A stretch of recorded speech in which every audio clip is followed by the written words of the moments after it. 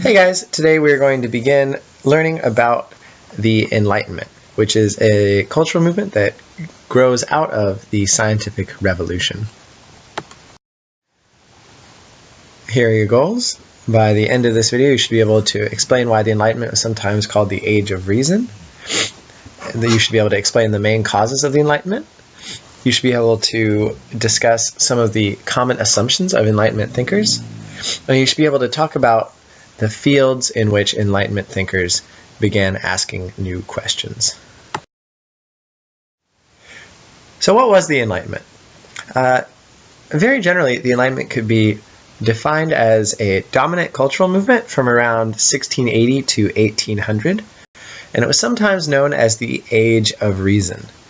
This was a time period when leading thinkers believed that science and reason could be applied in order to solve just about any problem, especially problems having to do with society, so questions of like government and politics and economics and stuff like that. This was a time of many new ideas, and it was also a time in which people began to question more and more traditional beliefs and institutions. The Enlightenment had a number of causes, but perhaps the most important cause of the Enlightenment was the scientific revolution. Basically, Europeans were super excited about the scientific revolution because they had used reason to solve many problems in the natural world. They'd figured out how gravity worked, they had figured out how their solar system functioned, they had discovered all sorts of new things, both on this world and beyond it, using reason and science. Now, in the Enlightenment, lots of thinkers started to believe that humans could use the same ideas and the same methods from science to discover truths about the human world. And so they hoped in the Enlightenment to create a scientific basis for subjects such as government, economics, philosophy, and even art. Basically, they wanted to create a science of society. Some other causes of the Enlightenment were religious warfare. The terrible wars of the 1600s, most notably the 30 Years' War, had religion as one of their main causes. And this led many Europeans to start to question the religious views that had helped to cause these wars. And last of all, contact with foreign cultures led to Europeans to begin to question their own values and their own traditions. And just to show you how important the people of the Enlightenment thought that science was, you should look at this tomb here. So this giant sphere that almost kind of reminds you of like an ancient pyramid or a ziggurat was designed in the late Enlightenment in honor of Sir Isaac Newton by a French Enlightenment architect. And to give you an idea of how big it is, those little dark lines there are actually trees. So this is an enormous structure. It was never actually built, but the fact that they considered building such a huge monument to a scientist that would dwarf the monuments of kings and popes shows you just how much the people of the Enlightenment valued scientific breakthroughs. Common assumptions that were shared by most Enlightenment thinkers, but definitely not all Enlightenment thinkers. But these are just some general ideas that were pretty widely accepted back in this time period. The first was that human beings were naturally good. People start out good and are made evil by the society that they live in. The idea here is that you come into the world innocent, which is the opposite of the old Christian worldview that people are born in sin. And so then if people are born good, why are there so many problems in the world?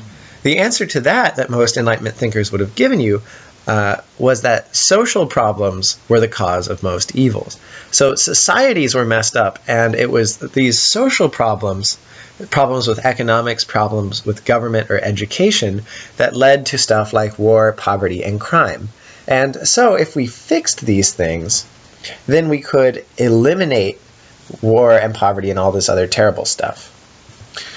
Furthermore, the Enlightenment thinkers believed that we could fix society by applying reason in order to solve social problems. So that if we could advance government and economics and education by applying reason and science to them, that we could then fix human society and get rid of all the terrible stuff that characterizes it.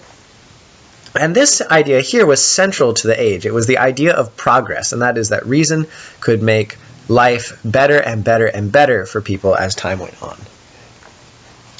And last of all, there was this assumption that in order for society to progress, old beliefs and institutions, such as,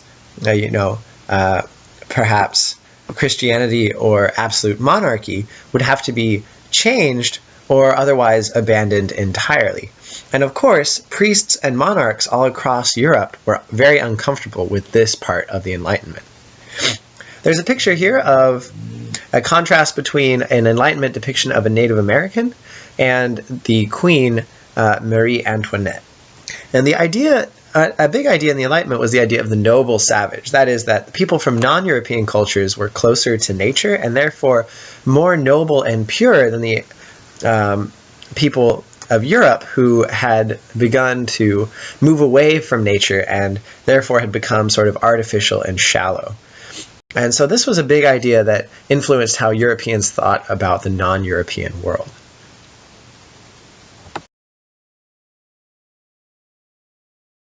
Some questions that Enlightenment thinkers were worried about from the time period of 1680 to 1800. They were asking questions, especially in the fields of government, in economics, in religion, in philosophy, and art. In the field of government, they were asking questions like, how much power should a government actually have? What rights should be given to the individual? And how can we make sure that the government uses its power rationally? We'll look at some ideas in this field in the next few days, and we'll see that a lot of the ideas that currently exist in the United States were actually thought up by philosophers during the Enlightenment.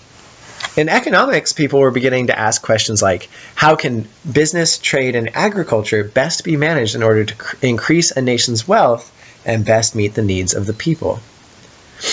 In religion, people were starting to ask, how do we know that God exists?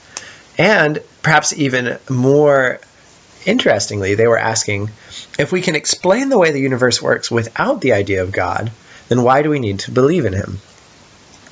In philosophy, people were asking stuff like, can we know anything at all? And a lot of Enlightenment philosophers actually said, no, not really. And on the other hand, philosophers were also asking, how can we tell what's right from wrong? Instead of just relying on traditional ideas of right and wrong, philosophers now want to figure out for themselves what makes something right or wrong using reason. And even in art, which many of us would consider to be not scientific at all and not really based on reason, the people of the Enlightenment were asking, or trying to discover if there was a science to beauty, if music and art could be reduced to some sort of mathematical or rational basis. That way, the perfect form and perfect beauty could be attained by European artists. These were all questions that Enlightenment thinkers were asking, and basically in all of these different fields, they were attempting to apply reason and scientific thought to fix old problems that they had inherited from the previous ages in government, economics, religion, philosophy, and art. I hope you can answer these now. We'll talk lots more about this tomorrow in class.